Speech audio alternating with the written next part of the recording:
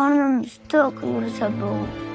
O'zim xohlagan narsalarim, yangi kiyimim yo'q bo'lsa ham qornimiz to'q bo'lsa bu. Sen nimaga kiyimni harom deysiz? Odam ajratish deb o'ylashadi. Odam ajratishdimi? Abetga nima ovqat qildingiz endi? Bizga pomidor qilib. Hozir uyda faqat shu bir burda non qolgan xolosmi? Boshqa yo'qmi? Yo'q. Mana shu sarapanda turadi, kostumka olmasdi. Yo'q, rostiga. Bu hovliga kirib kelayotganimda bu oilaning sharoiti juda og'ir bo'lsa kerak deb o'ylagandim. Lekin aslida sharoit degan so'zni o'zini ishlatish xato ekan. Buning sababi oddiy. Ikkinchi guruh nogironi, kambag'allik, yo'qchilik. Hozir tug'ma. To'g'rimi? Tug'ma qilsin. Ha, gapirishingiz ham shunaqami? Mana men zamog'ini kirgizib beraman, xolos 50 so'mdan. Bir kunda nechta tikasiz?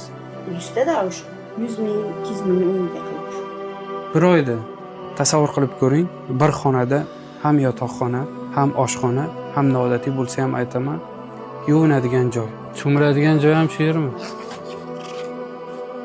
Qachon oxirgi marta o'zingizlar xohlagan narsani sotib olib yedinglar? Hayt.